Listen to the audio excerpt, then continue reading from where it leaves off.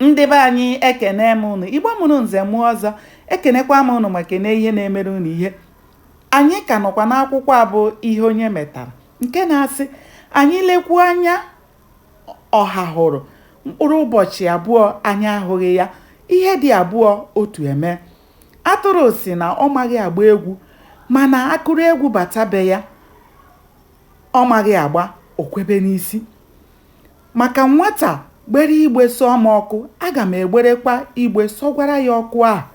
Ndị be anyị kwuru okwu wee sị na ọ bụ mmadụ ka eji aka, onweghị onye ọ ga-abụ anapụ ya nke ya, obi a na-atọ ya zizizi.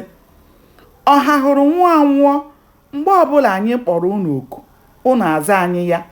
Ọ bụrụkwanụ na ọ nọ ndụ, unu ekwekwara ka mmiri baa ya na ntị tupu o ruo anyị aka, n'ihi na nwoke ahụ so na dimkpa ụmụ nka ji anya isi. Kemgbe mkpụrụ ụbọchị abụọ gara aga ọ bịachara ahịa n'afọ ala ukwu, ọ dịbeghị onye hụrụ ya anya rukwa taa. Nwunye ya na ụmụ ya nọ n'ụlọ na-ebegbu onwe ha n'akwa. Ọ bụ nze ihe egbu bụ eze na-achị obodo anyị bụ ụmụ nka zitere anyị, n'ihi na ọ bụ achọwa isi ọchụ aga n'ụzụ. Oge dimkpa ise ahụ gwachara eze ụzọ ezie ihe eze ndị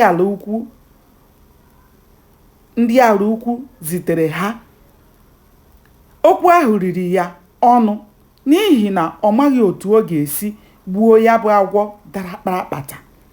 Eze ụzọ emezie mechara rịọ ha ka ha lawagodi ma bịaghachi nwanne echi ya, ka ya were nwayọọ chọọ mara otu a ga-esi mee ihe ahụ, maka na akwụrụ ọtọ tụwa nwaanyị ime, ọ mụghị onye nzuzu ọ mụọ onye ara.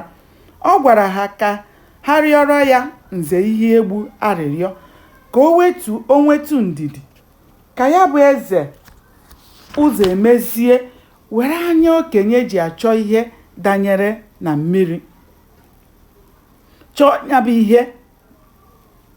O kwere ha nkwa, kwesie ha ike na ọ gaghị alakpu ụra ma ọ bụrụ na ọ chọtaghị ebe mmiri si wee bịa n'opi ụgbọgụ. Gbanịa na-esonyere m ka anyị chọpụta ihe mere n'ime akwụkwọ a bụ ihe onye metara. Aka m bụkwa nwanne ụnụ nwaanyị Oriakụ Uju Anyanwụ. Ndewo, ka o mesịa.